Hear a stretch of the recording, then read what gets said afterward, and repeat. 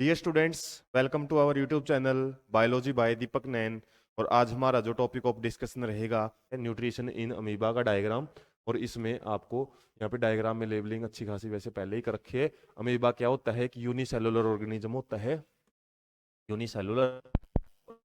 और इसकी शेप है ना, कई बच्चे हैं देख देख के बनाते हैं बिल्कुल A to Z, जैसे ये मुड़ी हुई स्ट्रक्चर से ऐसी कैसे छापने की कोशिश करते हैं।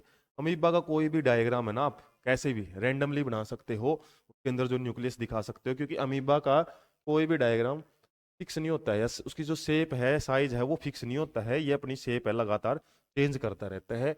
और चेंज कर करके ये क्या करता है, ऐसे उबार से इसकी बॉडी के ऊपर बनते हैं। और इन उबार को हम सूडोपोडिया बोलते हैं। ये बनते रहते हैं इसकी बॉडी पे, क्योंकि इसी के जरिए क्या करता है, ये फूड वगैरह है वो कैप्चर कर सकता है, फूड कैप्चरिंग करेगा, या फिर ये लोकोमोशन कर सकता है। एक जगह से दूसरी जगह जाना हो तो ये सूडोपोडिया की ही इस्तेमाल करता है। तो जैसे इसके पास कोई फूड पार्टिकल आता है ना, तो फूड पार्टिकल के पास में सूडोपोडिया है, इसकी जो एक प्रकार आउटग्रोथ है, सेल से बाहर की जो प्योर है ना, कुछ स्ट्रक्चर्स है वो निकल जाती हैं।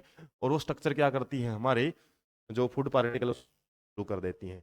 और वो इस तरीके से कंप्लीटली जब घेर देती है, तो हमारा जो फूड पार्टिकल है वो आराम आराम से अमीबा के अंदर आ जाता है।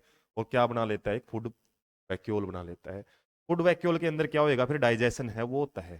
फूड वैक्यूल में क्या होते हैं, इंजाइम्स होते हैं, हम बोल सकते हैं हाइड्रोलाइटिक इंजाइम वगैरह हैं कुछ प्रेजेंट होते हैं, या डाइजेस्टिव इंजाइम भी बोल सकते हैं, डाइजेस्टिव इंजाइम्स। और ये डाइजेस्टिव इंजाइम क्या करते हैं, फूड पार्टिकल को जितना भी उसको डाइजेस्ट करके और आसपास की जो सेल्स हैं उसके अंदर डिफ्यूज करवा देते हैं। जैसे हमारा फूड पार्टिकल था ना, वो डाइजेस्ट होके वो आसपास की सेल के साइटोप्लाज्म में डिफ्यूज हो जाता है। और कुछ जो फूड पार्टिकल अनडाइजेस्टेड जिसके पास बच जाते हैं ना, तो उसको क्या करता है, फिर ये रिमूव भी कर देता है। और जो ये वैक्यूल बनेगा ना यहाँ पे, जो इसको रिमूव करेगा, उसको हम एक्सक्रीटरी वैक्यूल भी बोल सकते हैं। तो एक बनता है इसमें फूड वैक्यूल, किसकी वजह से, सूडोपोडिया की वजह से। और फिर एक्सक्रीटरी वैक्यूल का बनता है जब हमारा फूड है वो बाहर निकालना, या फिर अनडाइजेस्टेड फूड है जो अमीबा का वो बाहर निकालना होता है, उस केस में बनता है एक्सक्रीटरी वैक्यूल। ये डायग्राम बड़ा सिंपल सा है। और 2 या 3 नंबर में क्वेश्चन ऐसे पूछा जाता है, describe the process of nutrition in amoeba, amoeba के अंदर। हालांकि पैरामीशियम का भी डिस्कशन है चैप्टर में, लेकिन उसका डायग्राम हमारे पास नहीं है। लेकिन मैंने डायग्राम को भी अच्छे से एक्सप्लेन कर रखा है, किसके अंदर, जब हम न्यूट्रिशन के टाइप्स पढ़ते हैं, शायद फर्स्ट पार्ट में ही आपको डिटेल है वो मिल जाएगी।